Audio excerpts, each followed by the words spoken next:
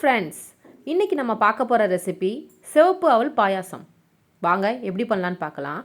அதுக்கு ஃபஸ்ட்டு ஒரு பேனில் 2 ஸ்பூன் கீ விட்டுட்டு 10 முந்திரி, 10 திராட்சை பழம் இதை எல்லாத்தையும் போட்டு பொன்னிறமாக ஃப்ரை பண்ணி எடுத்துக்கலாம். நெக்ஸ்ட்டு அதே பேனில் 1 ஸ்பூன் கீ விட்டு 3 ஏலக்காய் போட்டு அதை லைட்டாக 1 மினிட் ஃப்ரை பண்ணதுக்கப்புறம் நம்ம 1 கப் சிவப்பு அவல் எடுத்து வச்சுருக்கோம், அதை இதில் ஆட் பண்ணிக்கலாம். உங்கள்கிட்ட ஒயிட் அவல் இருந்தாலும் அதையும் நீங்கள் சேர்த்துக்கலாம். வெள்ளை அவலை விட சிவப்பு அவலில் நிறைய இரும்பு சத்து இருக்குது. இது குழந்தைங்களுக்கு ரொம்ப நல்லது. நான் இன்றைக்கி பாயசம் செய்ய சிவப்பு அவல் எடுத்திருக்கேன்.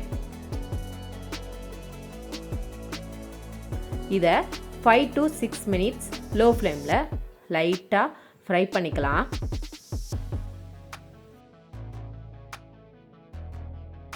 நெக்ஸ்ட்டு 1 கப் மில்க், அதாவது 250 ml பால், காய்ச்சாத பால், அதை இதில் நம்ம ஆட் பண்ணிக்கலாம்.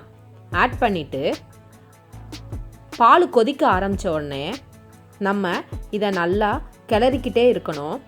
அடி பிடிக்காமல் ஓரத்தில் உள்ள எல்லா இதையும் சேர்த்து நல்லா கிளறி விட்டுக்கிட்டே இருக்கணும். இந்த அவுள் பாலோடு சேர்ந்து நல்லா குக் ஆகணும். இதை 5 மினிட்ஸ் வேக வைக்கணும். வெந்ததுக்கப்புறம் நம்ம எடுத்து வச்சுருக்க 100 கிராம் வெல்லம் அதையும் இதோட சேர்த்து நல்லா கிளறி விட்டுக்கலாம். உங்ககிட்ட பொடி பண்ண சக்கரை இருந்தாலும் அதையும் நீங்கள் சேர்த்துக்கோங்க. சுகரும் சேர்த்தாலும் நல்லாயிருக்கும். ஆனால் இதில் வெல்லம் சேர்க்குறப்ப இன்னும் டேஸ்ட்டு நல்லா டேஸ்டியாக இருக்கும் பாயாசம். கடைசியாக 1 ஸ்பூன் நெய் விட்டுட்டு முந்திரி பருப்பு, திராட்சை இதெல்லாம் போட்டு இறக்கிடலாம். அவ்வளோதான், நம்மளோட சிவப்பு அவல் பாயாசம் ரெடி. இந்த மாதிரி இன்ட்ரெஸ்டிங்கான வீடியோஸ்க்கு அர்ஃபான் கிச்சன் சேனலுக்கு சப்ஸ்கிரைப் பண்ணுங்கள்.